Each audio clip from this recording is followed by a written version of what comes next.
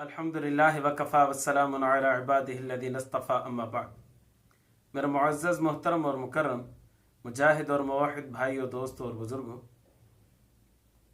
बाज़ लोगों को ऐसी ऐसी तकलीफ़ें होती हैं, ऐसी बीमारियां होती हैं, ऐसे मसाइल दरपेश होते हैं कि जिनमें वो फिर तमीज़ नहीं कर सकते कि आया मुझे बीमारी है या कोई जादू जिन्नात का चक्कर है। फिर वो मारे मारे फिरते हैं झूठे आमिलीन के दरों पर, उनके दरवाजे खटखटाते हैं कि आया यहाँ से कोई शिफा मिल जाए, यहाँ से इफाका हो जाए।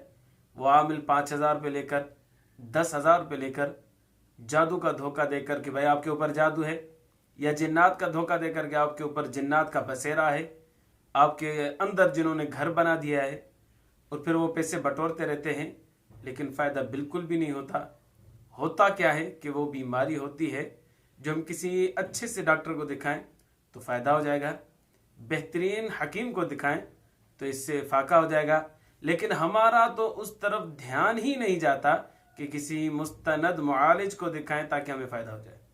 हम समझते ये हैं कि हमें किसी जादूगर ने जादू कर दिया है, किसी जिन्नात वाले ने जिन्नात चिमटा दिए हैं, या जिन्नात कोई हावी हो गए हमारे ऊपर, इस वजह से हम आमिलीन के दरवाजे पर भटकते फिरते हैं। मैं दो वाक़यात आपके सामने बयान करता हूँ, इसको आप समझें तो आपको पता चल जाएगा कि कैसे कैसे लोग माशरे के अंदर बीमारियों के अंदर मुब्तला हैं, लेकिन वो इधर उधर भागते फिरते हैं कि भाई फलां मुआलिज के पास चला जाऊं, फलां हकीम के पास चला जाऊं, या फिर मैं किसी आमिल के पास चला जाऊं। वो आमिलों के यहाँ धक्के खाते फिरते हैं लेकिन फ़ायदा नहीं होता। मुआलिज की बजाय वो आमिलीन की तरफ रुजू रखते हैं। मैं एक जगह दर्स देने गया हैदराबाद में। दर्स के बाद एक नौजवान मुझे मिला जिसकी तकरीबन 25-28 साल उम्र होगी। मुझे कहने लगा कि मौलवी साहब आप में एक काम है। मैंने कहा फरमाओ।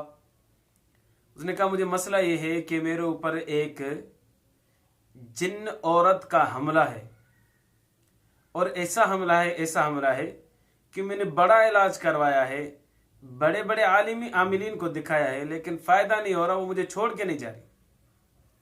मैंने कहा किसको दिखाया है? तो हैदराबाद के अंदर जो आमिलीन थे झूठे झूठे, उनके बारे में वो बता रहा था कि मैंने उसको भी दिखाया, उसको भी दिखाया, इसको भी दिखाया, लेकिन कोई फ़ायदा मुझे नहीं हुआ। फिर मेरे जहन में इक्का दुक्का थे जिनके अंदर मैं समझता हूं कि इनके अंदर कुछ ना कुछ शराफत है, कुछ ना कुछ नेक है। तो मैंने कहा कि इनको दिखाओ। बोला इनको भी दिखाया, ये भी कह रहे हैं कि आपके ऊपर जिन्नात का असर है। औरत है मेरे ऊपर चिमटी हुई है, उतर ही नहीं रही। मैं खुद हैरान हो गया, ये भी शरीफ आदमी है, ये कैसे कह रहे हैं कि इसके ऊपर ये मसला है। मैंने कहा आपको होता क्या है? उसने कहा कि मैं फजर नमाज पे उठता हूँ, नमाज पढ़ने के बाद घर जाता हूँ, और फिर मैं नाश्ता करता हूँ, नाश्ता करने के बाद मैं सो जाता हूँ। जैसे ही मैं सोता हूँ 5-10 मिनट के बाद एक जिन औरत मेरे ऊपर हावी हो जाती है, और फिर मुझे यहाँ से पकड़कर मुझे दबाती है, मेरे गले को दबाती है, और मेरा सांस फूलने लग जाता है, और मेरे दिल की धड़कन तेज़ हो जाती है, और फिर मैं तड़पता हूँ, हाथ पांव मारता हूँ, फिर अचानक वो उठ जाती है तो मैं उठ के बैठ जाता हूँ, और फिर मुझे पसीना पसीना आ जाता है, और फिर मेरा दिल जो है वो इतना तेज़ चलता है, इतना तेज़ चलता है कि मुझे अपने आप पर कंट्रोल नहीं होता। मैं हाथ रख के उसको कंट्रोल करने की कोशिश करता हूँ। यानी ऐसी ये मेरी कैफियत है। मैंने कहा कि ये सिर्फ इस टाइम पर होती है या दिन में किसी और टाइम में भी होती है?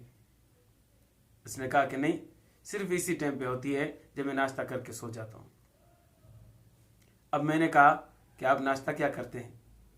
उन्होंने कहा कि मैं नाश्ता करता हूँ सुबह को एक पराठा, और उसके साथ जो भी मिल गया वो खा लेता हूँ, और उसके बाद चाय पीता हूँ। मैंने कहा आज के बाद आपका पराठा बंद,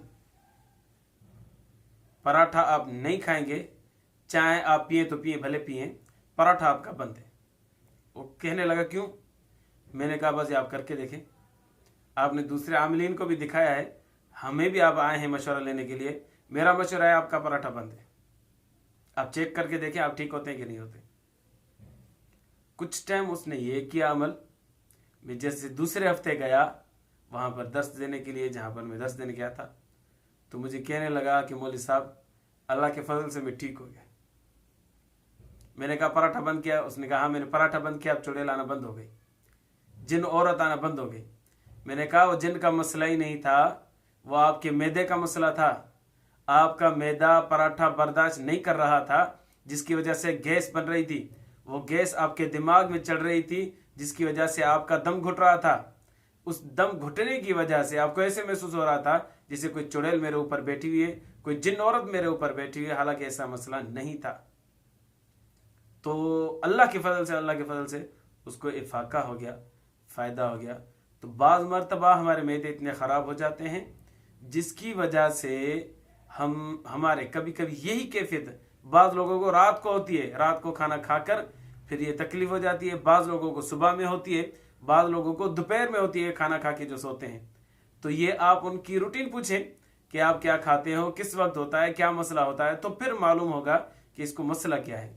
अगर आप डायरेक्ट ही कह रहे हैं कि भाई उसको जिन्न है, जिन्नात है, जिन्न है, जिन्नात है, 10-15 लोग ऐसे कह देंगे तो वो समझेगा हाँ मुझे मेरा दम घुटता है और ख्वाब में मुझे ऐसे ही महसूस होता है जैसे कोई मेरे सीने पर चढ़ा हुआ है, तो वो तो फिर ऐसे ही समझेगा कि मेरे ऊपर जिन्नात का असर है।